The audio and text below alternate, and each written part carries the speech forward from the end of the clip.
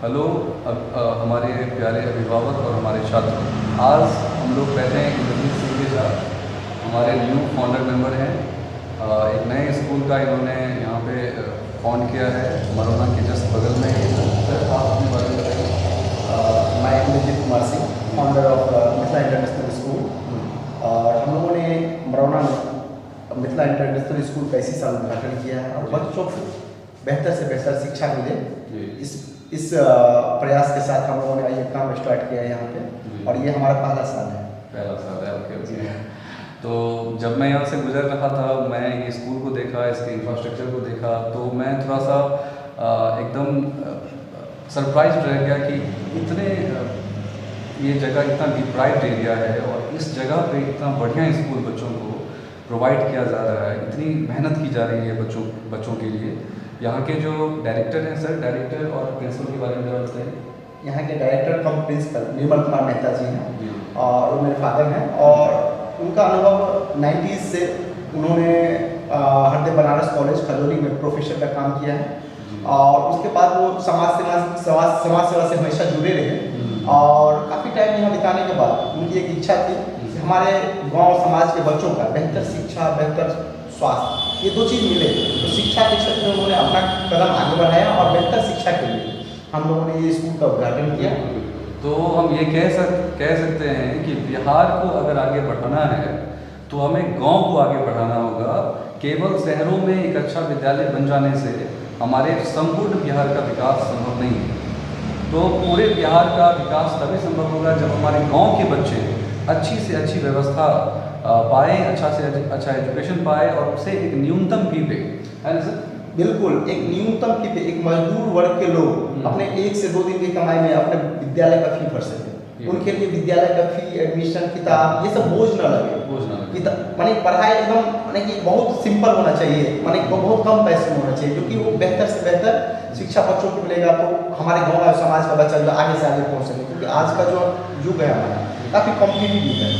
मैंने छोटे जगह से ताल्लुकात रखते हुए और काफ़ी आगे तक मुंबई जैसे शहरों में भी काफ़ी दिनों तक काम किया। 3 से 4 साल वहाँ भी मैंने ICICI बैंक में एज ए मैनेजर काम किया। तो मैंने देखा कि यदि हमारे यहाँ के बच्चों को बेहतर शिक्षा दी जाए तभी उस जगह पे हमारे बच्चे आगे पहुँच पाएंगे। वरना जिस तरह की परिस्थिति है कि बेहतर यदि बेस बच्चों का नहीं तैयार होगा तो आगे सर्वाइव करना बड़ा मुश्किल है। इस चीज़ों को ध्यान में रखते हुए मैंने ये प्रण लिया कि नहीं, हमारे क्षेत्र में भी कम पैसे में बेहतर शिक्षा बच्चों को मिलना एकदम अनिवार्य होना चाहिए। सर, आप एक बैंक में बहुत अच्छे पोस्ट पे हैं और आप चाहते तो अच्छे से अच्छे जगहों पे विद्यालय को खोल सकते थे, काफ़ी पैसा कमा सकते थे, लेकिन आपने ऐसा नहीं किया। आप किन बातों से इंस्पायर हुए हैं और आपकी जर्नी क्या रही है? अभी मैं जब छोटा था तो मेरा जर्नी नवोदय विद्यालय से स्टार्ट हुआ। मैं यहाँ ही लोकल में पढ़ के नवोदय विद्यालय में मैंने शिक्षा लिया। और ये नवोदय विद्यालय जो चलती है ना, ये आम जनता के टैक्स के पैसे से चलती है। और जब मैं यहाँ के लोगों के टैक्स के पैसे से मैंने पढ़ाई की तो मेरे मन में एक था कि जो मैं आगे बढ़ के और आगे चलकर एक अपने समाज के बच्चों के लिए मैं बेहतर से बेहतर क्या कर सकता हूँ। तो मुझे लगा कि यदि मैं इस समाज के टैक्स के पैसे से मैंने पढ़ाई की है तो यहाँ के बच्चों को मैं जो अभी जो अर्न किया हूँ वो टोटल यहीं पे मैं लगाऊँ, रिटर्न करना है मुझे। इससे समाज का भला हो सकता है और एक समय के बाद एक गाँव के सोसाइटी में अच्छे रिजल्ट आने लगेंगे तो गाँव के समाज के बच्चों का आगे काफ़ी अच्छा ये होगा। क्योंकि मैंने नवोदय से जब पढ़ाई करने के बाद मैं बीटेक किया। बीटेक भी मैं गवर्नमेंट कॉलेज से किया हूँ, government college of engineering Orissa से मैंने बीटेक की, इलेक्ट्रिकल इंजीनियरिंग में। वहाँ पे कैंपस भी मेरा हुआ। और कैंपस होने के बाद एक होता है कि जो मैं जिस चीज़ के तलाश में रहता हूँ यदि मुझे नहीं मिलता है तो तब तक मुझे संतुष्टि नहीं मिलती। तो फिर मैं बैंकिंग की तरफ आगे बढ़ा और बैंक में एज ए PO सेलेक्ट होने के बाद मेरी पहली पोस्टिंग मुंबई में मैंने 3 साल तक काम किया। उसके बाद फिर वहाँ पे प्रमोट होने के बाद मेरा ट्रांसफ़र का ये हुआ कि मैं फिर ट्रांसफ़र चॉइस में मैंने बिहार लिया। और वहाँ से आने के बाद मैंने बेगूसराय पहली पोस्टिंग हुई और बेगूसराय के बाद फिर ट्रांसफ़र होकर मैं अपने गृह जिला के नज़दीक मधुबनी जो नियर बाय लोकेशन था मैं वहाँ पे कार्यरत था लास्ट 2 वर्षों से। तो आपका हमेशा से रहा है कि नहीं हमें बिहार को आगे बढ़ाना है? बिल्कुल, क्योंकि हमारे क्षेत्र के बच्चे में काफ़ी काबिलियत है। और उस काबिलियत को मार्गदर्शन की जरूरत है।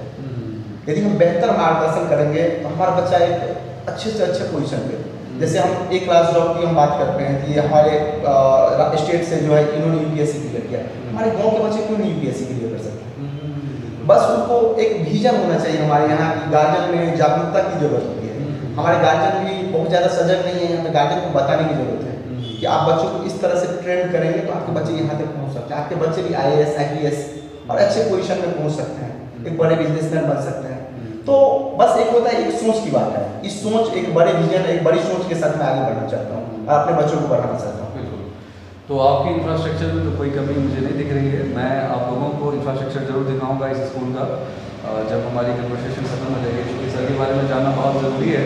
मैं बहुत इंटरेस्टेड हो चुका था उस समय, लेकिन मैं कुछ दिनों के बाद आया हूँ सर से बात करने के लिए कि आखिर आपने कैसे ये जर्नी शुरू की और इतने अच्छे विद्यालय का निर्माण इतने कम समय में कैसे हो पाएगा। और दरअसल इसमें हुआ कि जब मैं बैंक में कार्यरत था उसके बाद मैं MBA, मीनवाइल मैंने MBA भी की। MBA करने के बाद मैं BEd भी किया, और BEd करने के बाद मैं जो बच्चों को यदि शिक्षा देना है तो इसके बारे में जानना जरूरी है कि किस तरह से हम बेहतर शिक्षा दे सकते हैं। तो इसके लिए मैंने BEd की, CTET क्वालिफाई किया, और फिलहाल मैं बैंक में कार्यरत हूँ फिर से। अभी रिसेंट में मैंने Axis bank as a manager मैंने फिर ज्वाइन किया हूँ पटना में जी।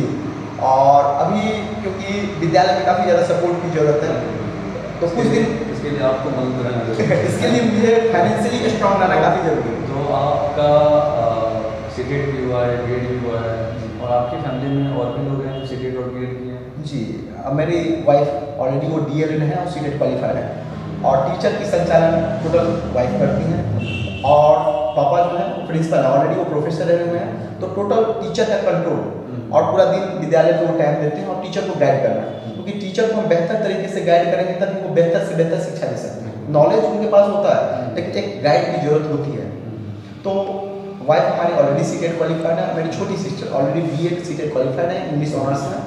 तो 3-4 लोग हमारे फैमिली से हैं, और मेरा छोटा भाई ऑलरेडी वो जो मैनेजमेंट का जो बैकबोन होता है अपना ऑफिशियल वर्क जो भी होता है, तो एडमिनिस्ट्रेशन टोटल मेरे छोटे भाई देखते हैं। तो चंद्रजीत सिंह टोटल का टोटल एडमिनिस्ट्रेशन देखते हैं, एडमिनिस्ट्रेशन टोटल वही देखते हैं। बिल्कुल बिल्कुल। तो चंद्रजीत सिंह हमारे साथ हैं सर। एक तो चंद्रजीत जी हमेशा यहाँ रहते हैं और पूरा का पूरा विद्यालय का जो एडमिनिस्ट्रेशन है उसका देखभाल करने का कोशिश करते हैं, और पूर्ण रूप से अच्छे ढंग से कर रहे हैं। बिल्कुल जी, ठीक है। तो सर एक चीज़ और हमें जानना है कि आपने इस विद्यालय के इंफ्रास्ट्रक्चर में किस किस तरह से ध्यान रखा है, क्या क्या रहना चाहिए विद्यालय में, इसमें आपने क्या क्या योगदान दिया है? देखिए, एक बेहतर शिक्षा के लिए एक बेहतर माहौल की जरूरत है। बिल्कुल, बहुत ज़रूरी है। और जब तक हम एक बेहतर माहौल नहीं देंगे बच्चों को, तब तक शिक्षा अपूर्ण रहेगी। अपूर्ण रहेगी। कि हमारे पास यदि बहुत बेहतर से बेहतर शिक्षक होंगे, एक माहौल नहीं मिलेगा, डिस्टर्बेंस होंगी, बच्चे में एक पॉजिटिविटी आनी चाहिए। जब बच्चे को पॉजिटिविटी आती है ना, और एक बेहतर शिक्षा का माहौल क्रिएट होता है, तो ऑटोमेटिक बच्चे की पढ़ाई अच्छी होने लगती है।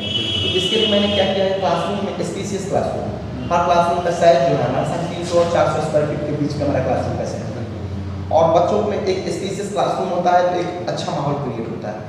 और एक होता है कि एक हाइजीनिक माहौल जो बोलते हैं ना, जो बाथरूम होना चाहिए या लेडीज जेंट्स सेपरेट हो, हाइजीन अच्छा हो, मेंटेन हो विद्यालय का, माने कि प्योर वाटर की व्यवस्था हो, टीचर वेल क्वालिफाइड हो, ये सब का मैंने काफ़ी ख्याल रखा है। आपने वाटर प्यूरिफायर भी लगा रखा है? हाँ, कमर्शियल वाटर प्यूरिफायर मैंने के लिए स्पेशली। और विद्यालय में एक होता है कि माने कि सुरक्षा दृष्टिकोण से अभी अपकमिंग कैमरा सब हर क्लासरूम हर जगह कैमरा सेट होने वाला है, क्योंकि सेफ्टी भी इम्पोर्टेंट है।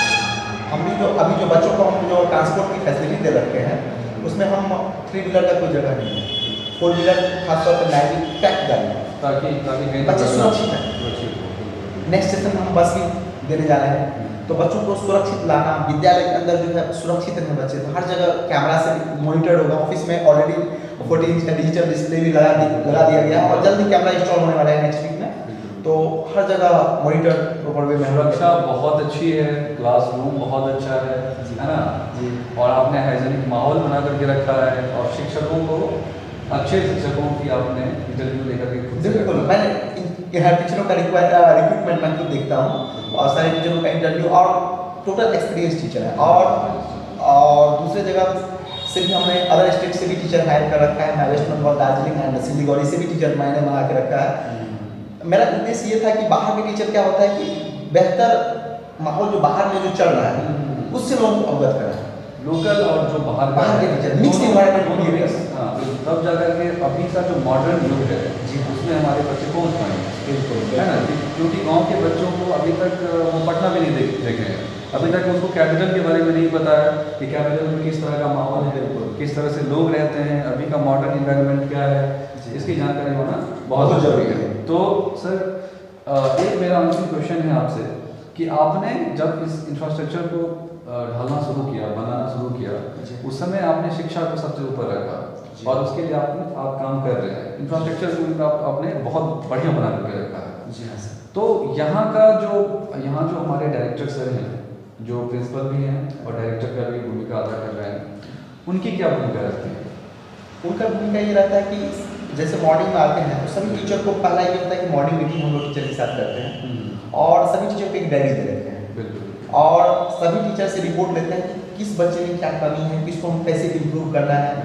डेली हम लोग का होता है कि एक मॉर्निंग में एक छुट्टी के टाइम में वो टाइम में हम लोग एक 5 मिनट का ज़्यादा शॉर्ट मीटिंग रखते हैं। तो वो गार्जियन का काम करते हैं जी बिल्कुल। और हमारे यहाँ से ऑफिस से गार्जियन को कॉल भी करते हैं जहाँ पे जिसका बच्चे में कमी लगती है कि जिसको घर पे ज़्यादा मॉनिटर की जरूरत है तो हम लोग गार्जियन को भी गाइड करते हैं। तो हमारे प्रोफेसर साहब जो हैं निर्मल मेहता जी, वो प्रोफेसर रहे हैं और साथ में यहाँ अभी सारे शिक्षकों पर उनका नियंत्रण होता है कि जिस तरह से बच्चों को डील करना है और साथ में बच्चों को एक फ्रेंडली इन्वायरमेंट मिलता है, टीचर्स को एक फ्रेंडली इन्वायरमेंट मिलता है और किस तरह से संचालन हो उसे बेहतर ढंग से संचालित किया जाता है। बिल्कुल बिल्कुल, है ना सर? आप इतना सारा कुछ कर रहे हैं यहाँ के बच्चों के लिए, आपने फिर भी काफ़ी कम रखा है जी। लेकिन हमारे जो पेरेंट्स हैं उन्हें आप क्या मैसेज देना चाहते हैं? क्योंकि यहाँ हमारे जो माता पिता, हमारे बच्चों के जो माता पिता हैं उनकी भी भूमिका होनी चाहिए जी, है ना।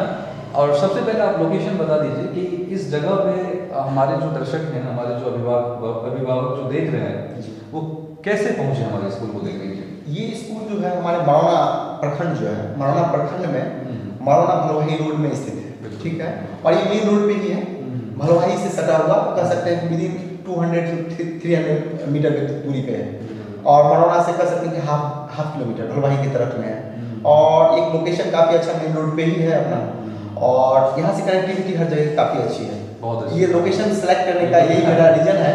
यहाँ कनेक्टिविटी हर जगह काफ़ी अच्छी है, किन्हीं को गार्जियन को या किन्हीं बाहर के जो भी विजिटर्स हैं उनको आने में कोई भी असुविधा नहीं है। कोई असुविधा नहीं जी।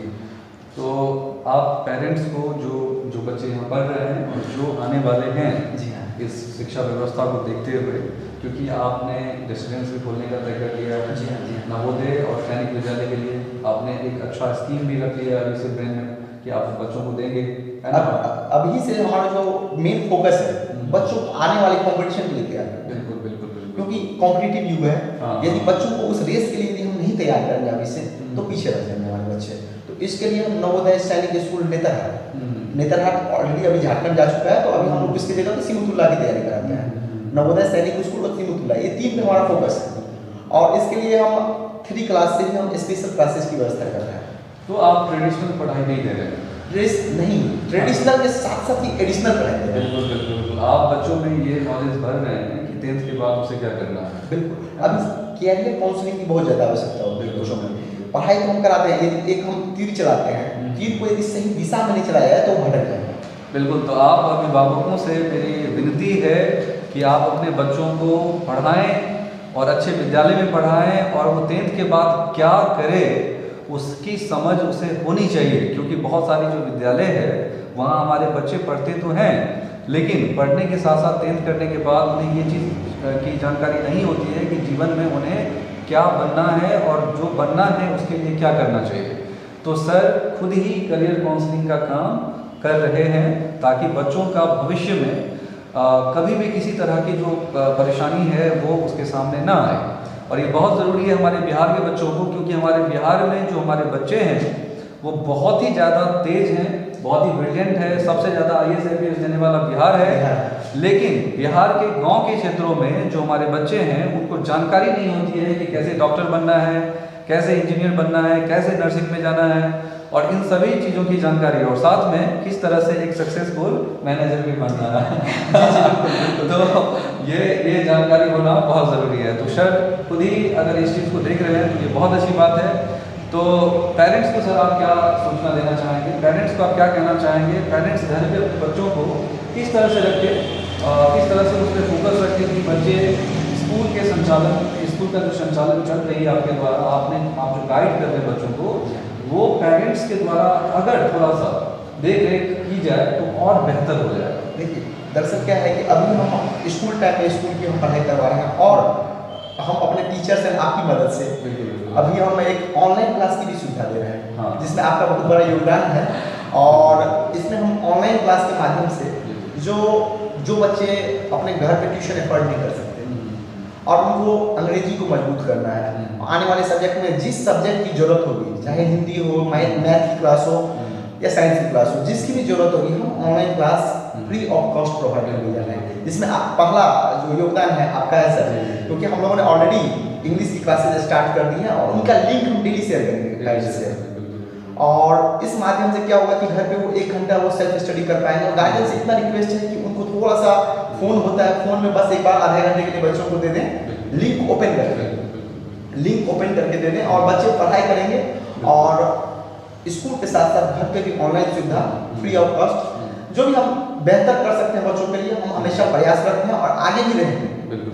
और जहाँ तक कैरियर काउंसलिंग की बात है तो हमारे माने कि फ्रेंड सर्कल में काफ़ी लोग यूपीएससी क्वालिफाइड हैं और 6 से 7 लोग तो हमारे नवोदय विद्यालय के हैं और टाइम टू टाइम हमारे विद्यालय को विजिट करने वाले हैं। उनके माध्यम से बच्चों को इंस्पायर करने का हम कोशिश करेंगे, क्योंकि बच्चों को क्या होता है कि एक अच्छे पोजीशन में लोग पहुंचे होते हैं, वो आके यदि बच्चे को गाइड करते हैं ना तो बच्चे काफ़ी ज़्यादा प्रोत्साहित होते हैं।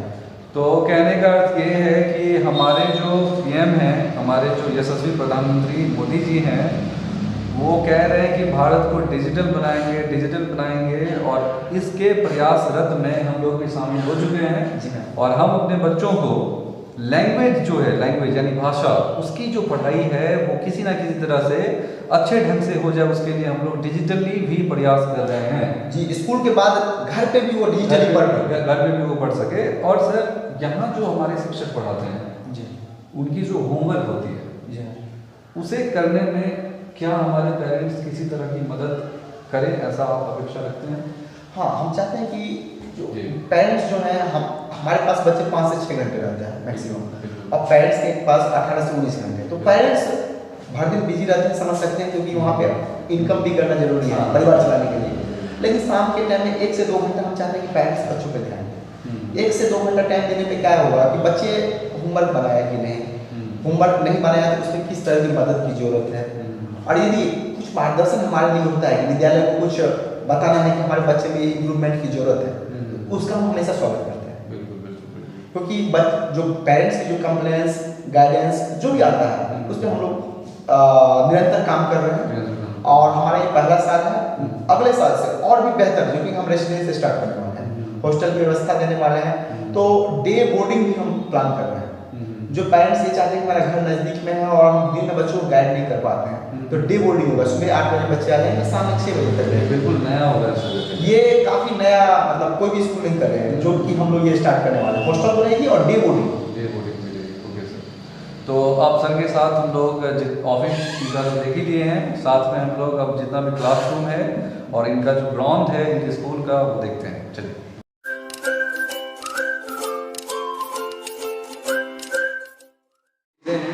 सर के द्वारा दिखाई जाती है। डिजिटल क्लास के लिए हम लोग यूज करते हैं, हमारा कैमरा के लिए है। तो डिजिटल क्लास के लिए बेसिकली हम लोग जो कुछ दिखाना होता है तो हम ये एलईडी का इस्तेमाल करते हैं। तो हमारे यशस्वी प्रधानमंत्री जी का जो डिजिटलाइजेशन है उस पर ध्यान दे रहे हैं सर।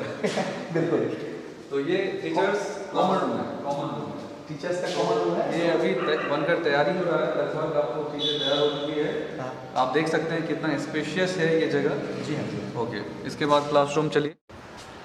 तो इधर यूकेजी का क्लास है सर। जी हाँ जी, है ना, ये यूकेजी का क्लास है और यूकेजी का क्लास है। आप देख सकते हैं कि इस क्लास का जो इंफ्रास्ट्रक्चर है कितना बढ़िया है। कितनी बड़ी क्लास रूम है, 4 का बेंच देख सकते हैं और किसी भी तरह का कोई प्रॉब्लम ना हो इसके लिए जहाँ पर यूज़ किया गया, अच्छा मटेरियल का यूज़ किया गया है ना, ताकि हमारे बच्चे एकदम से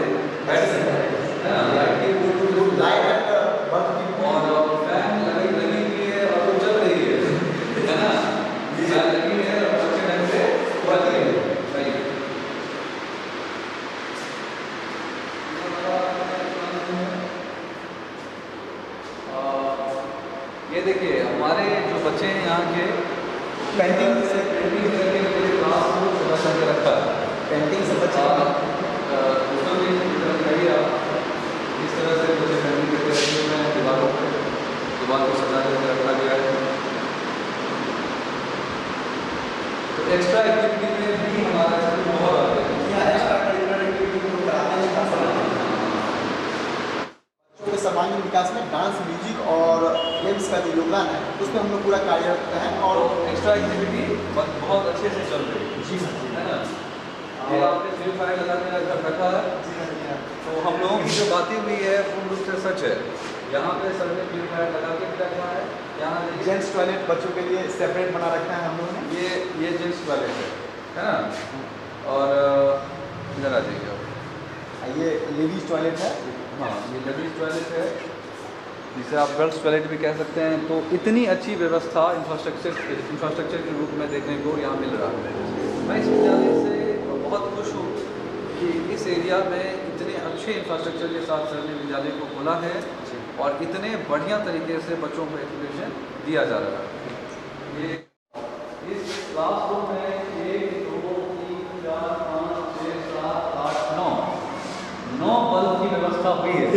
हाँ, हर क्लासरूम में नाइट क्लास की तैयारी अभी से हम लोग कर रखे हैं। ये जो फ्यूचर में जो नाइट क्लास बच्चों को देंगे बिल्कुल, बिल्कुल। इसमें किसी तरह की कमी ना हो। मतलब रेसिडेंस के लिए आप पूरा पहले से प्लान है। हाँ जी, है ना, पूर्ण रूप से। अच्छा सर, बिजली की क्या व्यवस्था है यहाँ पर? यहाँ पे हम जनरेटर की सेवा, इन्वर्टर सेवा और जो गवर्नमेंट सप्लाई जो बिजली आती है हमारी, तीनों सेवा उपलब्ध है। Generator, inverter and government supply. क्योंकि जब रात में अभी जो मैंने सब लोग चले जाते हैं तो इन्वर्टर से हम लोग सप्लाई, जो कुछ बल्ब होता है इन्वर्टर कनेक्शन से, जो ठंडा के टाइम में इन्वर्टर से काम हो जाता है, गर्मी आएगी तो फिर जनरेटर मतलब से। इंफ्रास्ट्रक्चर में 100% है। 100% है। मैं और कुछ मैं आपको दिखाऊं इधर बच्चों के लिए। ये देखिए, ये व्यवस्था आपको कहीं नहीं मिलेगी। ये छोटे बच्चों के लिए स्पेशल चेयर है यहाँ पर। जी हाँ, स्पेशल चेयर है। अभी से वो कंफर्टेबल होकर के बैठ करके और उसी के साइज के हिसाब से इस डेस्क बना हुआ है, छोटा सा। बनाया गया है। तो और साथ में देख सकते हैं ये जो चेयर है वो अल्फाबेट के साथ है, ABCD लिखा हुआ है, अल्फाबेट के साथ है। तो बहुत ही अच्छी व्यवस्था इंद्रजीत सिंह ने यहाँ बना करके रखा है इन्होंने, देख सकते हैं। और इस क्लास में जो छोटे छोटे जो बच्चे हैं उनके लिए तो व्यवस्था है। साथ में जो बच्चे थोड़ा सा कुछ समय के बाद अपना पढ़ाई शुरू करते हैं, थोड़ा सा एज के बाद, इसके लिए इसकी क्लास है। अगर कोई बच्चा साइंस में भरा हुआ बहुत देर से पढ़ाई करनी होगी तो उसके लिए बेंच भी लगा हुआ है। बेंच भी लगा हुआ है। तो सर ने सभी व्यवस्थाओं को सुचारू रूप से रखा है।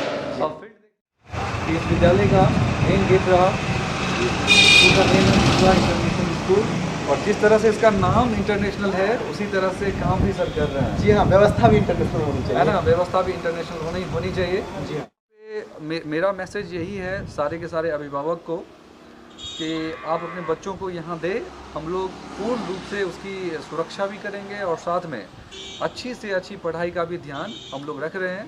साथ में हम लोग डिजिटल क्लास का भी सुविधा हम लोगों ने शुरू कर दिया है ताकि आपके बच्चों को अंग्रेजी की संपूर्ण व्यवस्था और बाकी जो अदर सब्जेक्ट्स हैं उसकी भी धीरे धीरे सुविधा जो है वो प्रदान की जाएगी, है ना। जी हाँ सर। और इस विद्यालय के द्वारा ये किया जा रहा है और ये बहुत ही शांत माहौल है, ये बहुत ही स्पेशियस है। आप देख सकते हैं कि कितनी अच्छी ढंग से इस ऑफिस का डिज़ाइन किया गया है। आप देख सकते हैं हमारे जितने भी महापुरुष हैं वो हैं, और इतनी बड़ी व्यवस्था है कि अगर कभी टीचर्स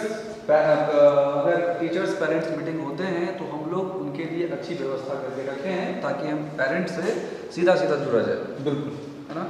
तो आज के लिए बस इतना ही, लेकिन हम लोग हमेशा आते रहेंगे और अपने अभिभावक को बताते रहेंगे कि हम आपके बच्चों के लिए क्या नए नए अपडेट्स हम लोग देते रहेंगे कि क्या हम नया करने वाले हैं और क्या नया अब हमारे यहाँ जो नया क्या मिलने वाला है अभिभावक को, ये हम अपडेट्स देते रहेंगे। तो हम लोगों की ये पूर्ण रूप से ये सुविधा देने की हम लोग कोशिश कर रहे हैं कि आपके बच्चों को 10th 12th ग्रेजुएशन और MA करने की केवल ज़रूरत नहीं होगी, बल्कि वो नौकरी भी लेंगे और आपको आपके घरों में खुशियाँ लाएंगे। जी हाँ, है ना।